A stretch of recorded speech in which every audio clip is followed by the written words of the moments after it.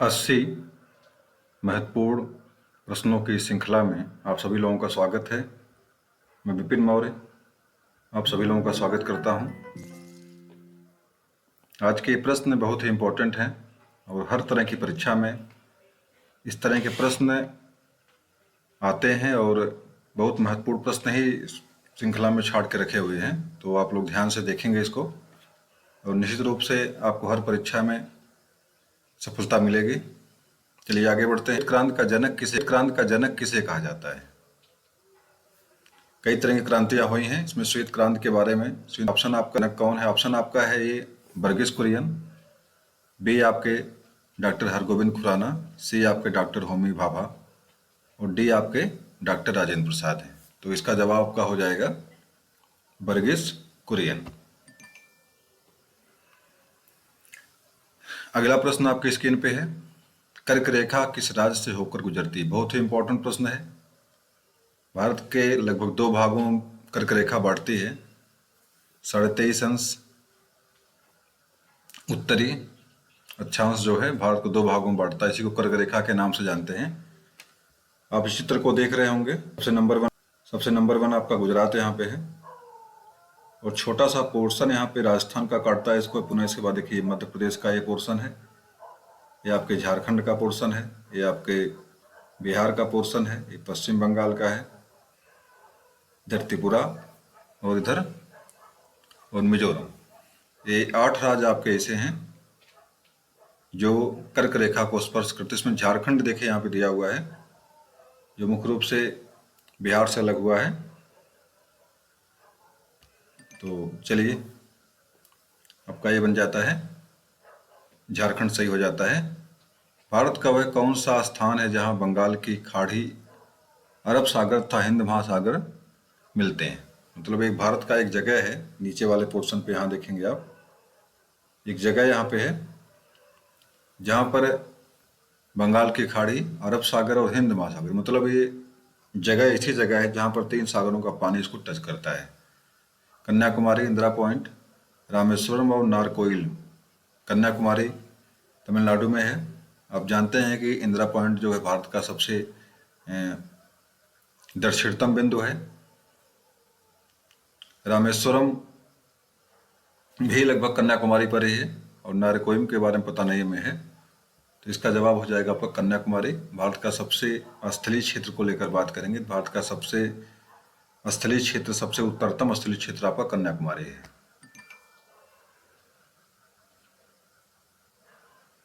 अगला प्रश्न आपके स्क्रीन पर, निम्नलिखित में से किस देश की भारत के साथ सबसे भारत से लगभग 7 देश टच करते हैं भारत को। यहाँ आप देख सकते हैं जो आप बना हुआ ये है, देखिए पाकिस्तान का क्षेत्र है, आपका नेपाल है, ये चाइना है आपका, ये आपका म्यांमार है, यहाँ बीच में बांग्लादेश आपका है, ये श्रीलंका आपका है। इस तरह से मिलाकर स्थलीय सीमा को लेकर बात करेंगे। थोड़ा सा अफगानिस्तान का पोर्शन यहाँ टच करता है। पाकिस्तान, अफगानिस्तान, चीन, नेपाल, भूटान आपका बीच में यहाँ पे है, भूटान यहाँ पे है, भूटान, बांग्लादेश और म्यांमार। स्थलीय सीमा को लेकर आपके ये देश बनते हैं। और समुद्री सीमा को लेकर आपका देखिए यहाँ पे श्रीलंका है और यहाँ पे इंडोनेशिया पड़ता है और यहाँ पे आपका जो है, तो इस तरह से इतने देश आपके पड़ोसी देश भारत के हैं। इसमें सबसे लंबी सीमा जो बनती है आपकी बांग्लादेश की है और लगभग 4096 के अगल बगल इसकी जो है लंबाई भारत के साथ जुड़। सबसे छोटी सीमा अफगानिस्तान के साथ बनती है। अगला प्रश्न है, भारत का सबसे ऊंचा पर्वत शिखर कौन सा है? भारत के साथ जो पर्वत शिखर है सबसे ऊंचा कौन है? तो एक तो भारत का बात यहाँ पे है, तो सबसे ऊंचा पर्वत शिखर यहाँ पे देखिए केटू कटविन का नाम नहीं दिया हुआ है, पीओके कश्मीर में है, पीओके पाक ऑक्युपाइड कश्मीर में है ये, और लगभग पाकिस्तान के कब्जे में है। और स्वतंत्र भारत की, स्वायत्त भारत की तो बात करेंगे तो आपका हो जाए कंचनजंगा जो सिक्किम में पड़ता है। और माउंट एवरेस्ट आप जानते ही हैं कि विश्व की सबसे ऊंची चोटी है, पाकिस्तान में लगभग नेपाल में है, माउंट एवरेस्ट नेपाल में है इसमें, उसको वहाँ सागर माथा के नाम से जानते हैं। सरक्रेट विवाद किस 2 देशों के बीच में स्थित है? सर्क्रिएट विवाद जो है किन दो देशों के बीच में है? तो आप जानते हैं, देखिए यहाँ पे आपको दिख रहा होगा, ये बना हुआ है, ये सर्क्रिएट यहाँ पे लिखा हुआ है। ये जो पोर्शन है गुजरात का है, और ख़ास करके यहाँ पे थार का, यहाँ पे जो कच्छ का रण है उसी को बंटवारे को लेकर के है ये। तो इसका क्या हो जाएगा? भारत और पाकिस्तान हो जाएगा इसका जवाब। अगला प्रश्न है, सुमेलित नहीं है। जोग शरावती नदी कर्नाटक पे है, बिल्कुल सही है। शिव समुद्रम कावेरी नदी पर है, सही है। कपिलधारा नर्मदा पर है, ये भी सही है। और धुआंधार गोदावरी पर है, यही गलत है। धुआंधार जलप्रपात जो है कपिलधारा जलप्रपात का ही एक नाम है, इसलिए क्या हो जाएगा, यहाँ पे नर्मदा नदी होना चाहिए था, लेकिन गोदावरी यहाँ लिखा हुआ है, ये गलत हो जाएगा आपका। अगला प्रश्न आपके स्क्रीन पर, चिल्का झील किस राज्य में स्थित है? सबको पता है भारत की सबसे बड़ी खारे पानी की झील है ये। तो ये क्या हो जाएगा?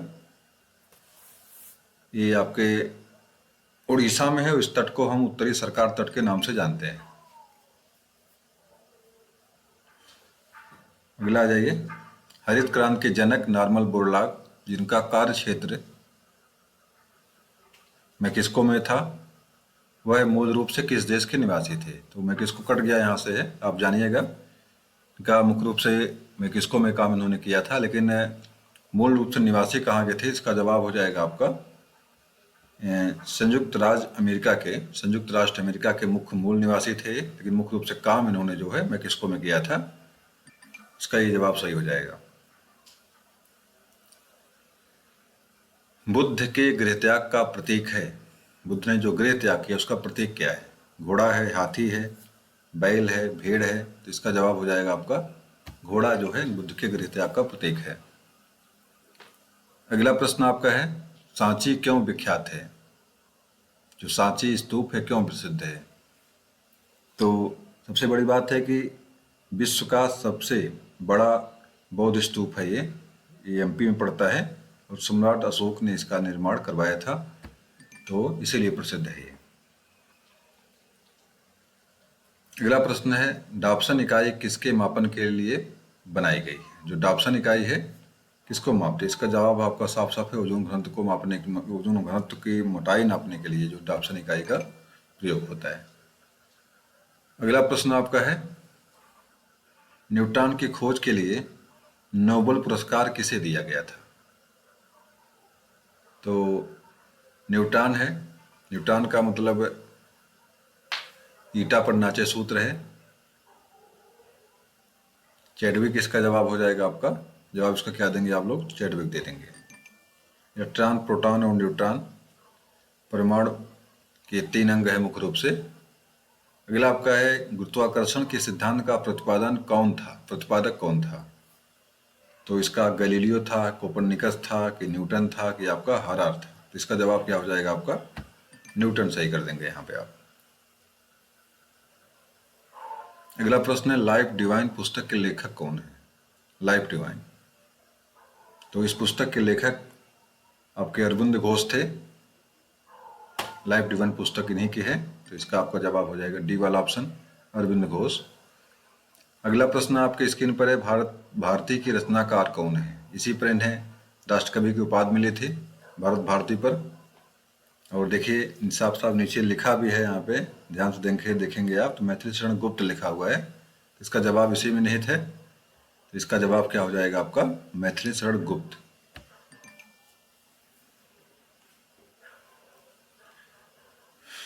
झंडा गीत किसने लिखा था? विजयी विश्व तिरंगा प्यारा, झंडा ऊंचा रहे हमारा, ये बड़े चाव से बच्चे गाते। इसको लिखने वाले कौन थे? रविन्द्रनाथ टैगोर ने लिखा था, बंकिम चंद्र चटर्जी ने लिखा था, मैथिली शरण गुप्त ने लिखा था, श्यामलाल गुप्त पार्षद ने लिखा था। रविन्द्रनाथ टैगोर ने जनगण मनगढ़ भारत का जो राष्ट्रगान उसको लिखे हैं। बंकिम चंद्र चटर्जी ने वंदे मातरम जो भारत का राष्ट्रगीत है। मैथिली शरण गुप्त के बारे में चर्चा करेंगे तो आपका भारत भारती पुस्तक के लेखक हैं, और भी बहुत सारे, यशोधरा है, द्वापर है, जयद्रथ वध की रचनाएं हैं। और श्यामलाल गुप्त पार्षद ने ही जो है विजय विश्व तिरंगा प्यारा, झंडा ऊंचा रहे हमारा के लेखक हैं, तो इसका जवाब आपका डी सही हो जाएगा। चलिए, अगला प्रश्न आपका स्क्रीन पे आपके है, किस महाद्वीप में कोई भी ज्वालामुखी नहीं है? एक ऐसा महाद्वीप है, महाद्वीप मिला जुला कर सात आपके से पूरी धरती पर है, सातों महाद्वीप में एक महाद्वीप पर कोई ज्वालामुखी नहीं है। तो ज्वालामुखी महाद्वीप कौन सा है? तो इसका जवाब हो जाएगा आपका ऑस्ट्रेलिया महाद्वीप। इसी पर कोई आपका वोल्केनो या ज्वालामुखी यहाँ पे नहीं है। रिंग ऑफ फायर का संबंध किस महासागर से है? एक महासागर के चारों तरफ जो है ज्वालामुखी के कई केंद्र हैं और लगभग 400 ज्वालामुखी लगभग उसी परिक्षेत्र में मिलते हैं। इन्हें रिंग गोला या रिंग ऑफ फायर के नाम से जानते हैं। तो इसका जवाब हो जाएगा आपका प्रशांत महासागर में जो है आपके मुख्य रूप से जो है इस तरह की विशेषता मिलती है, जहाँ पर ज्वालामुखी की एक रिंग मिलती है, एक गोला मिलता है, जिसको रिंग ऑफ फायर के नाम से जानते हैं। अगला प्रश्न आपके स्क्रीन पर है, पेरिस किस नदी के तट पर बसा है? पेरिस किस नदी के तट पर बसा है? तो ये देखो, जो सीन दिख रही है आपको है, इस सीन नदी के ऊपर एक पुल बना हुआ है इस तरह से, और बहुत ही सुंदर बृहत दिखता है ये। तो जवाब इसका हो जाएगा आपका सीन नदी। अगला प्रश्न आपके स्क्रीन पर है, अटलांटिक और प्रशांत महासागर को कौन सी नहर जोड़ती है? जो अटलांटिक और प्रशांत महासागर है, इसको जोड़ती कौन? देखो, नहर का पूरा दृश्य है ये, और दो शहरों के मध्य में दो महासागरों को जोड़ने वाला काम ये नहर करती है, अटलांटिक और प्रशांत को। तो इसका जवाब हो जाएगा आपका पनामा नहर यहाँ पे है। ये उत्तरी अमेरिका और दक्षिण अमेरिका लगभग मध्य में मानिए इसको आप। और आप जानते हैं विश्व की सबसे लंबी नहर जो आपकी है स्वेज नहर है, जो लाल सागर और भूमध्य सागर को जोड़ती है। विश्व का सबसे बड़ा कॉफी उत्पादक देश कौन सा है? तो साओ पाओ कॉफी की मंडी है, जानते हैं आप लोग, ब्राजील में है। तो इसका जवाब क्या दे देंगे आप? विश्व की बात है तो आपका जवाब ब्राजील हो जाएगा। भारत की बात करता है अगर कौन सा राज्य सबसे अधिक इसमें, तो यहाँ पे जवाब इसका कर्नाटक होता है आपका। तो भारत में कर्नाटक नंबर 1 राज्य है इसका कॉफी उत्पादन के लिए, कहवा के उत्पादन के लिए। और विश्व में जो है आपका ब्राजील, और उसमें साओ पाओ को कॉफी की मंडी के नाम से जाना जाता है। इसका जवाब दे देंगे आप ब्राजील। अगला प्रश्न आपका इसमें है, सुमेलित नहीं है, इसमें से एक ऐसा शब्द है जो सुमेलित नहीं है। एस्किमो कनाडा, जो इग्लू के घर में रहते हैं, देखो इग्लू का घर बना हुआ है, इसको आप देख सकते हैं। और पिग्मी, ये भी सही है। कांगो बेसिन आपके अफ्रीका महाद्वीप में है, सारा मरुस्थल में जो आपका कांगो बेसिन, जो नदी कांगो बहती है उसी के बेसिन में मुख्य रूप से पिग्मी रहते हैं। और बुशमैन कालाहारी मरुस्थल अफ्रीका महाद्वीप में भी है आपका है। तो ये भी बुशमैन भी खास करके यहीं पर रहते हैं। इनके बारे में विशेषता एक और है कि ये लोग लोहे के पात्र में शराब पीते हैं, इसके कारण इन्हें लौ मेहता रोग हो जाता है। एकदम ब्लैक एंड ब्लैक दिखते चमकते एकदम है ये। और रेड इंडियन देखो यहाँ पे है, ऑस्ट्रेलिया लिखा हुआ है, जबकि चर्चा इस पर मैंने कई बार किया हूँ। रेड इंडियन अमेरिका के निवासी हैं, उत्तरी अमेरिका के निवासी मुख्य रूप से हैं, मूल निवासी यहाँ पे हैं, या आदिवासी यहाँ के हैं। तो इसका जवाब आपका रेड इंडियन हो जाएगा। प्यासी भूमि का देश किसे कहा जाता है? ऑस्ट्रेलिया को, सूडान को, मिस्र को, अल्जीरिया को। तो प्यासी भूमि का देश आपका यहाँ पे ऑस्ट्रेलिया है। लेकिन यहाँ पे एक देखिए मिस्र का, देखिए पिरामिड परीक्षा में बहुत कई बार पूछा है, तो उसको याद दिमाग में रखिएगा कि पिरामिड कहाँ की विशेषता है, मेसोपोटामिया सभ्यता की विशेषता है। और मिस्र को इजिप्ट भी कहा जाता है अंग्रेजी में। और ये सूडान, मिस्र और अल्जीरिया तीनों ये अफ्रीका मुख्य रूप से प्यासी भूमि का देश जो है आपका ऑस्ट्रेलिया है। और कंगारू देखिए, यहाँ का राष्ट्रीय पशु है यहाँ का कंगारू। अगले प्रश्न पे चलते हैं सीधे हम। भारत में वृक्षारोपण उत्सव, जिसमें वन महोत्सव के नाम से जाना जाता है, कि जन्मदाता कौन है? 1 जुलाई से लेकर 7 जुलाई के मध्य में जो है वन महोत्सव का सप्ताह चलता है। तो इसके जन्मदाता आपके के.एम. मुंशी है। अगला प्रश्न आपके स्क्रीन पर है, सुमेलित नहीं है। तो साइलेंट वैली को पता है केरल में है, ये सुमेलित है। ये फूलों की घाटी अरुणाचल प्रदेश में है। गलत है यही जवाब आपका। लेकिन आप आगे भी देख लीजिए, सुंदरबन पश्चिम बंगाल में है, बिल्कुल सही है। खारे पानी की वन है ये सुंदरबन। और मुख्य रूप से मैग्रोव वन के लिए सबसे समृद्ध क्षेत्र आपका आता है नमकीन जल। नमकीन जल के पौधे के बारे में चर्चा जब भी होती है आपकी, तो मैग्रोव वन इसमें आते हैं, सुंदरबन का डेल्टा आता है। और पिन घाटी आपका हिमाचल प्रदेश में ही है। तो इसका जवाब क्या हो जाएगा? फूलों की घाटी आपके उत्तराखंड में, देहरादून में है ये। इसका जवाब आपका जो है यही हो जाएगा। अगला प्रश्न आपकी स्क्रीन पर है, भारत में प्रोजेक्ट टाइगर किस वर्ष प्रारंभ किया गया था? प्रथम बार जो टाइगर के लिए एक अभ्यारण्य बनाया गया, तो कब बनाया गया था? इसका जवाब आपका 1973 हो जाएगा। वन्यजीव सुरक्षा अधिनियम इसके 1 साल पहले 1972 में बना था। और प्रथम बार जो टाइगर प्रोजेक्ट बनाया गया था, उसमें प्रथम जो स्थापना उद्यान की गई थी, राष्ट्रीय पार्क की जो बनाया गया था, मुख्य रूप से जिम कॉर्बेट था। जिम कॉर्बेट कहाँ पे आपका है? जिम कॉर्बेट आपके उत्तराखंड में है। नकदी फसलों में शामिल नहीं है। तो फसल तंत्र में जानेंगे आप लोग, 3 तरह के तंत्र चलते हैं इसमें, रबी, जायद और खरीफ। तो लेकिन एक नकदी और एक उस तरह की फसल आती है। नकदी में कौन शामिल नहीं? इसमें गन्ना नहीं शामिल है, कि कपास है, कि जूट है। तीनों में एक गेहूं जो आपका देखिए यहाँ पे आया हुआ है, गेहूं को ही सही करेंगे आप। ये नकदी फसलों में शामिल नहीं है। गन्ना भी तुरंत नगद पैसा मिलता है, कपास से मिलता है। गलत युग्म को पहचाने, तो कुछ फसलों की वैरायटी यहाँ पे है, फसल हैं, और किस राज्य की फेमस कौन फसल है उसको बताना आप। चाय के बारे में जानते हैं आप हैं? ये सबसे फेमस चाय भारत में, चाय में पहला स्थान शायद भारत में, विश्व में है। तो चाय, असम की चाय बहुत फेमस है। और मूंगफली के बारे में थोड़ा सा गलत है यहाँ पे। मूंगफली मुख्य रूप से आपकी गुजरात की है। नारियल केरल का ही है, और मसालों के लिए भी नारियल केरल प्रसिद्ध है। और गन्ना में सबसे नंबर 1 स्थान आपका उत्तर प्रदेश का ही रखता है। इसका जवाब आप बिहार सही कर देंगे। मूंगफली बिहार, मूंगफली मुख्य रूप से कहाँ की है? गुजरात की। यही गलत था यहाँ पे। जादूगोड़ा निम्न में से किसके लिए प्रसिद्ध है? जादूगोड़ा एक जगह है, झारखंड में है, उत्तरा झारखंड में, छत्तीसगढ़ में, शायद झारखंड में शायद है ये। और मुख्य रूप से ये यूरेनियम के लिए प्रसिद्ध है, जादूगोड़ा खान। तो इसका जवाब क्या दे देंगे आप? यूरेनियम। सती प्रथा पर प्रतिबंध किसने लगाया था? बड़ी ही क्रूर प्रथा थी। इसमें पति के मरने के बाद महिलाओं को जिंदा जलाया जाता था, जबरदस्ती, चाहे या ना चाहें। ये प्रथा के तहत उनको पश्चिम बंगाल में ज़्यादा फेमस थी ये जो है प्रथा। और इस पर रोक लगाया था 1829 में लॉर्ड विलियम बेंटिंग ने लगाया था। तो इसका जवाब आपका जो है सी वाला ऑप्शन यहाँ पे क्या हो जाएगा? आपका सही हो जाएगा। अगला प्रश्न है, दिल्ली के लाल किले का निर्माण किसने करवाया था? लाल किला 2 जगह आपका है, एक दिल्ली में है, एक आपके आगरा में है। आगरा का लाल किले का निर्माण अकबर ने करवाया था, जबकि दिल्ली के लाल किले का निर्माण शाहजहां ने करवाया था।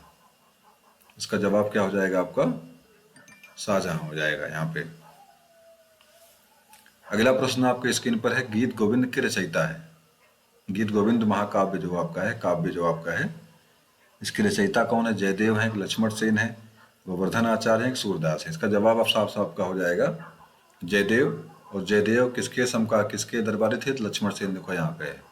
तो जयदेव किसके दरबारी थे? तो इसका जवाब हो जाएगा आपका लक्ष्मण सेन के दरबारी थे। दक्षिण भारत के शासक थे ये, सेन वंश के।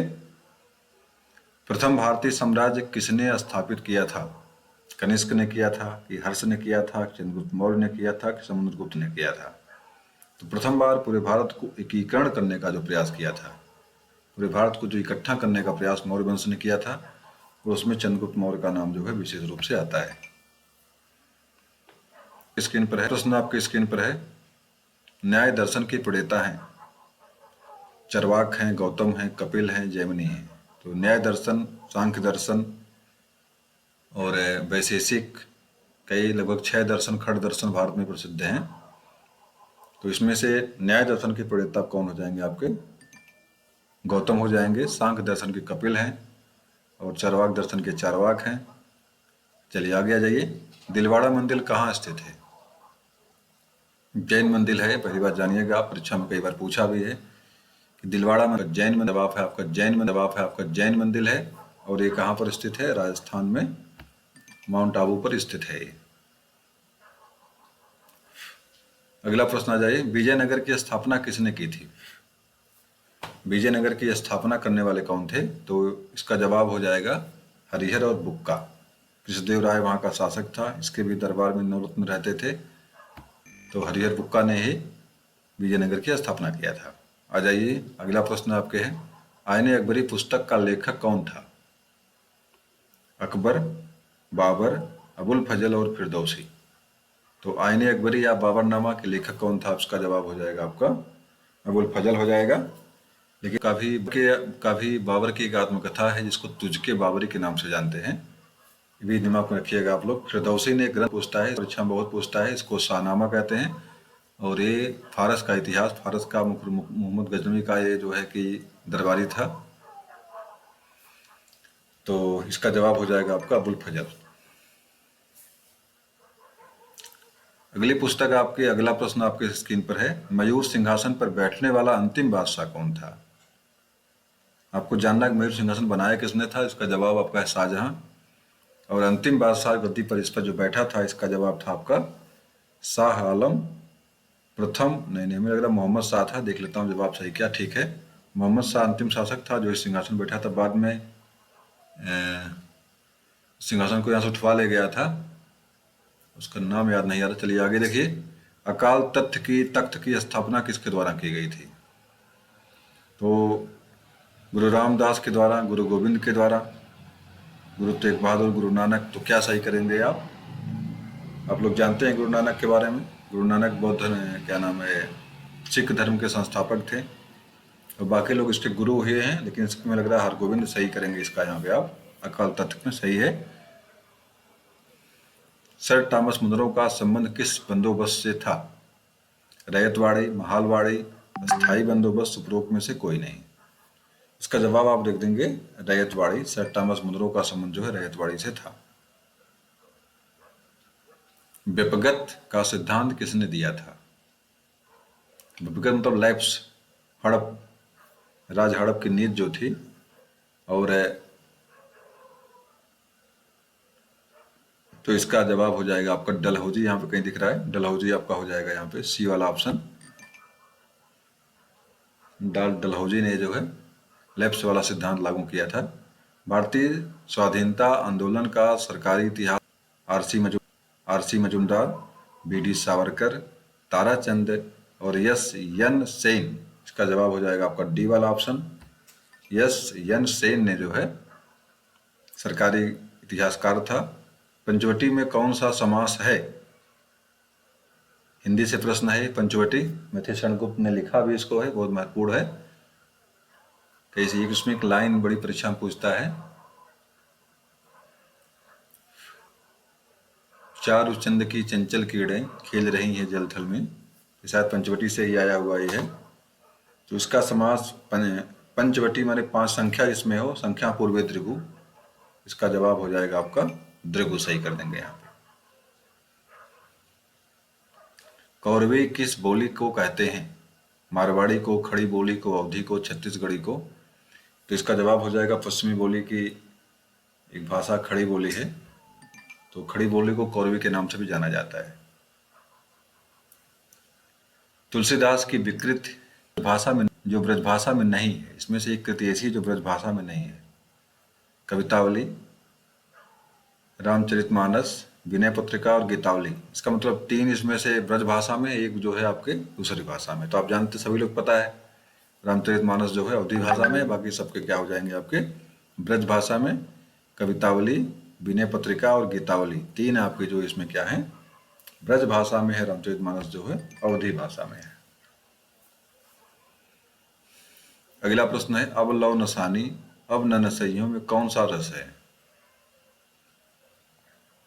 तो इसमें आपका शांत रस है, और इसका स्थायी भाव निर्वेद होता है, आप लोग जानते ही हैं। बिन पग चले सुने बिन काना, कर बिन करे कर्म विधनाना में कौन सा अलंकार है? यमक, अनुप्रास, विभावना, असंगत। जब कारण के न रहने पर भी काम होता है, तो वहीं पर क्या होती है, आपका विभावना अलंकार होता है। तो विभावना सही कर लेंगे यहाँ पे आप।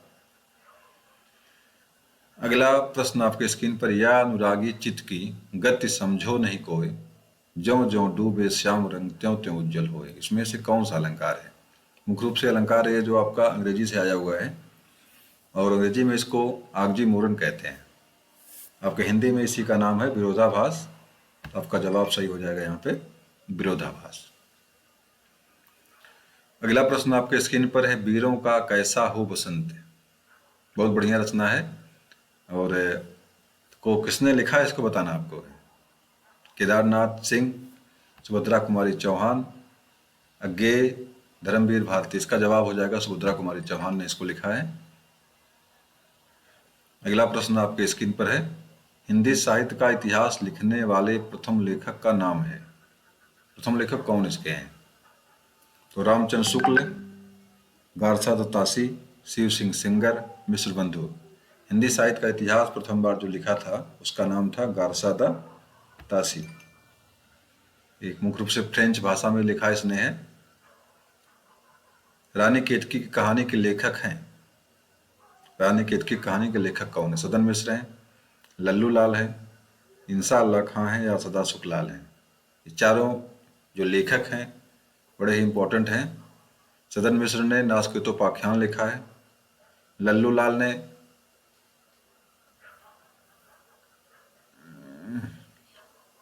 चलिए छोड़िए, तो सदन मिश्र का याद रखिएगा। एक सुख सागर लिखे हैं, सुख सागर लिखे हैं सदा सुखलाल ने, और लल्लू लाल का याद नहीं मुझे क्या लिखे हैं ये। फिलहाल रानी केतकी की कहानी जो है इसको लिखने वाले कौन थे? इंसा अल्लाह खान ने इसको लिखा है। तो आपका जवाब इसमें सी वाला सही हो जाएगा। चलिए अगला प्रश्न आपके स्क्रीन पर है, हिंदी साहित्य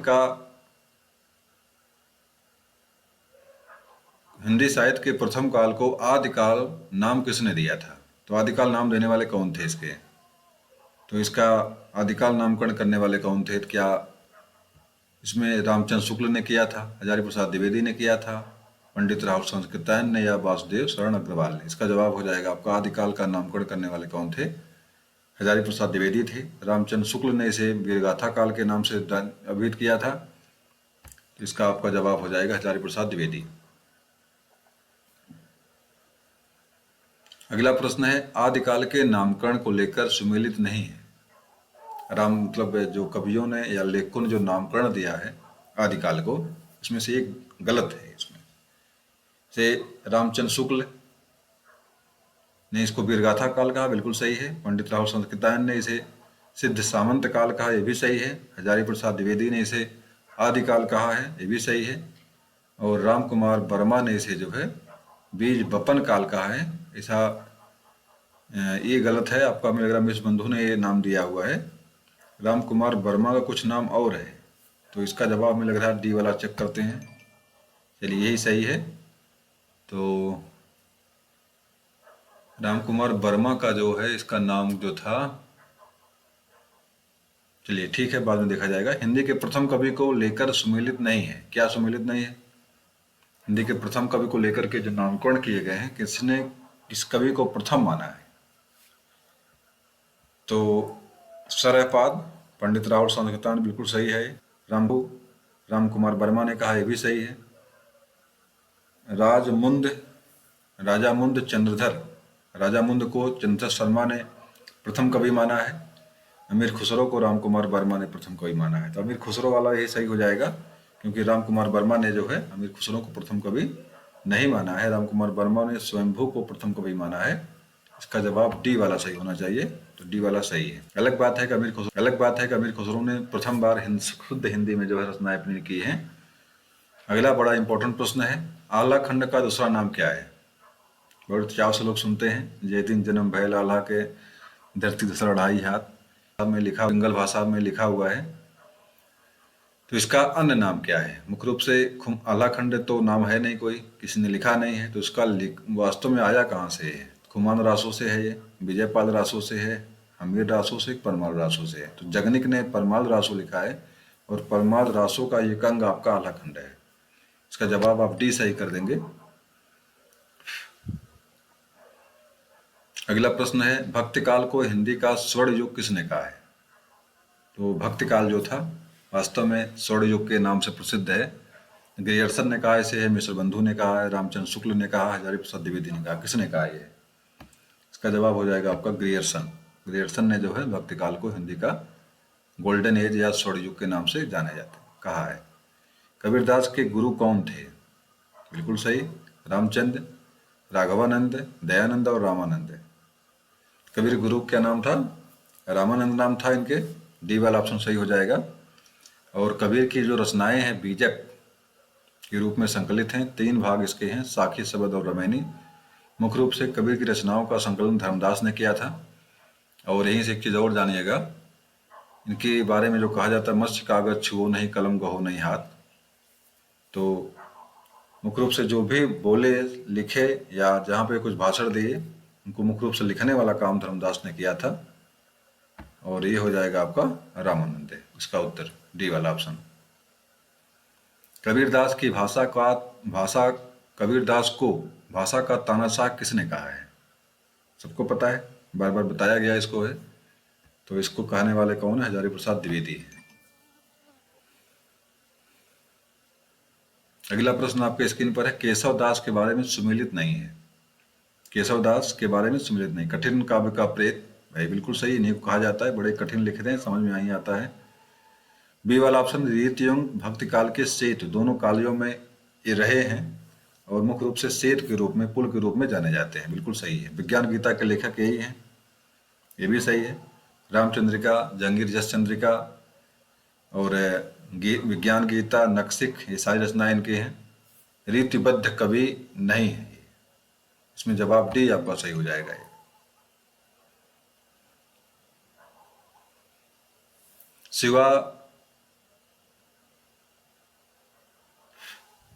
शिवाजी एवं छत्रसाल के दरबारी रीतकाल के एकमात्र वीर रस के कवि भूषण की रचना नहीं है। मतलब इसमें मुख्य रूप से थोड़ा सा कट गया है, शिवाजी सही से नहीं आया है। शिवाजी और छत्रसाल के दरबारी थे, आश्रय मिला था इन्हें। और रीतकाल के एकमात्र कवि हैं जो वीर रस में लिखते हैं, उनका नाम है भूषण। भूषण की रचना इसमें से 4 रचनाएं, इसमें से एक रचना नहीं है।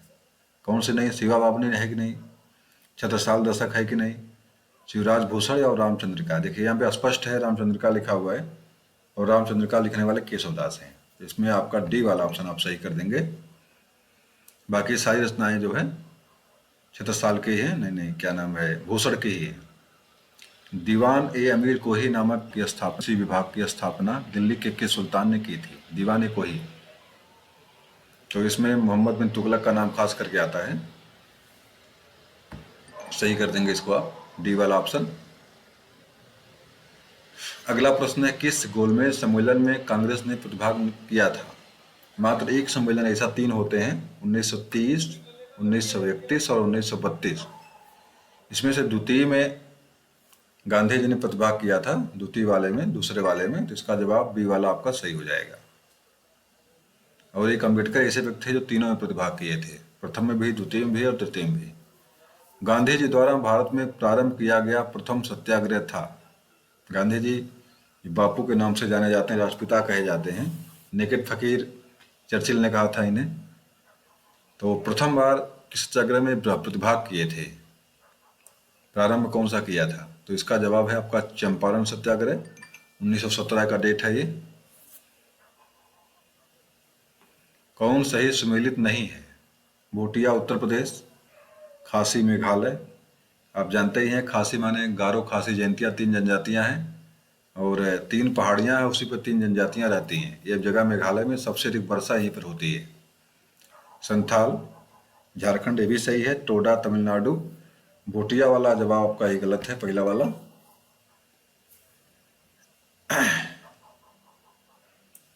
भारत में सर्वप्रथम सांकेतिक मुद्रा का प्रचलन किसने किया था? अभी चर्चा हुई थी दीवाने कोही की, तो वहीं पर मोहम्मद बिन तुगलक जो है, इसका भी जवाब वही हो जाएगा। अलाउद्दीन खिलजी की बात जो यहाँ पे आती है, बाजार नियंत्रण नीति को लेकर बहुत प्रसिद्ध रहा है।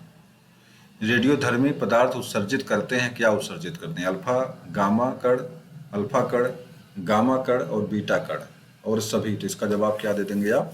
तीनों उत्सर्जित करते हैं, सभी सही करेंगे यहाँ पे। अगला प्रश्न, जीवाणु की खोज किसने किया था? तो लेवेनहॉक ने किया था, लुई पास्चर ने किया था, रॉबर्ट कोच ने किया था, रॉबर्ट हुक ने किया था। तो जीवाणु और विषाणु, लेवेनहॉक, इवानोव्स्की ने विषाणु की खोज किया था और लेवेनहॉक ने जो है जीवाणु की खोज किया था। वो भी कहाँ किया था? दांत के खुरचन में। इवानोव्स्की ने विषाणु की खोज जो है तंबाकू टबाकू में किया था। टीएमवी, टोबैक मोज़ेक वायरस, प्रथम वायरस था ये जिसकी खोज जो हुई थी और ये सुर्ती में हुई थी। लुई पास्चर के बारे में आप जानते ही हैं। हाइड्रोफोबिया का टीका या कुत्ता जो काटने पर टीका लगता है, रेबीज का टीका, इसकी खोज करने वाले यही थे। माइक्रोबायोलॉजी के जनक थे। और रॉबर्ट कोच ने कोई टीका इजाद किया था। रॉबर्ट हुक के बारे में जानते ही आप हैं, ये सेल का खोज किए थे। और रॉबर्ट कोच कोई टीका बनाए थे। चलिए आगे आते हैं। तो इसका जवाब हो जाएगा आपका लेवेनहॉक। अगला प्रश्न आपका है, अदरक है रूपांतरित जड़, ट्यूबर, राइजोम, बल्ब। अदरक जानते हैं आप, तना है, लेकिन फिलहाल इसका यहाँ पे देखते हैं क्या सही कर, राइजोम सही किया हुआ है। मेरे शब्द में मुझे पता नहीं इसके बारे में है। बांस को किस में वर्गीकृत किया जाता है? बांस क्या है? वृक्ष है, घास है, झाड़ है, अतृप्त है। तो इसका जवाब हो जाएगा आपका बांस क्या एक है, घास लिखा, मुख्य रूप से घास है ये, तो घास सही कर देंगे, यहाँ पे घास लिख दिया गया है। अगला प्रश्न है, गेहूं का कंडवा रोग किससे होता है? फफूंद से होता है, जीवाणु से होता है, कि विषाणु से होता है, परजीवी से होता है? गेहूं के बाली में एक दुद्धि दुद्धि नुमा लग जाता है, काले रंग का हो जाता है, और ये मुख्य रूप से फफूंद होती है। इसको फफूंद सही कर देंगे आप, उसी को कंडवा रोग के नाम से जानते हैं। विश्व की दूध की रानी किस नस्ल की बकरी को कहा जाता है? खूब दूध देते हैं, सानेन, मराड़ी, अंगोरा, अल्जीरियम। तो इसका जवाब हो जाएगा सानेन आपका। अगला प्रश्न आपका है, किन दो ग्रहों के पास कोई उपग्रह नहीं है? ग्रहों के बारे में चर्चा हुई है। बस पृथ्वी की मंगल कामना के लिए बृहस्पति ने शनि के दोनों चेलों को यमलोक भेज दिया। तो इस क्रम से याद करने का सूत्र ये है। और इसमें से दो ग्रह आपके बुध और शुक्र के पास कोई उपग्रह नहीं है। तो इसका जवाब क्या हो जाएगा? बी वाला ऑप्शन आपका, बुध और शुक्र है यहाँ पे, इसको सही कर देंगे आप। सर्वप्रथम पृथ्वी की त्रिज्या मापने वाला विद्वान कौन सा था? पृथ्वी की त्रिज्या जो निकाल लिया, अद्भुत कार्य था ये। इसका जवाब हो जाएगा आपका, इरेस्टाथनीज ने यह काम किया था। तो डी वाला ऑप्शन यहाँ पे सही करेंगे आप। गैलीलियो ने दूरबीन का आविष्कार किया था। और कोपरनिकस ने प्रथम बार ये बताया था कि सूर्य वास्तव में पृथ्वी, सूरज स्थिर है, पृथ्वी चक्कर लगाती है। एशियाई शेर प्रायः कहाँ देखने को मिलते हैं? कहाँ मिलते हैं एशियाई शेर? जिम कॉर्बेट में, सुंदरबन में, दुधवा नेशनल पार्क में, राष्ट्रीय गृह उद्यान में। तो इसका जवाब क्या हो जाएगा आपका? राष्ट्रीय गृह उद्यान जो गुजरात में है।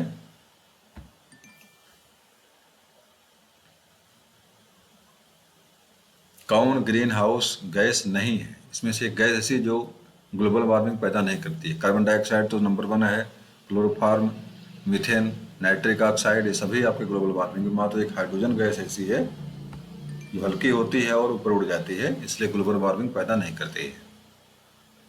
ब्लूटूथ के कगार पर पहुंचे, नहीं गलत हो गया है, विलुप्त के कगार पर पहुंचे जीव जंतुओं की लाल सूची में कौन प्रकाशित करता है?